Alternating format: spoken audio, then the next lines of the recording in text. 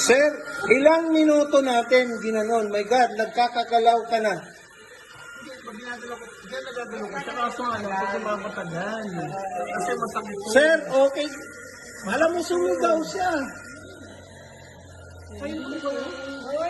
Sir, grabe. God is good. God is good. Ipadala ko to kay Nathan. Sir, wala pang minuto to. Nagpiti ako, anim na session, pa dito lang. Kasi may babag ko sa parang kanila ito mainit. Tapos binabalot pa nila. Tapos pa yung exercise ko. Tapos ngayon, Pa yung exercise ko. Sir, alam mo ba sabi niya? Shit, my God. My goodness!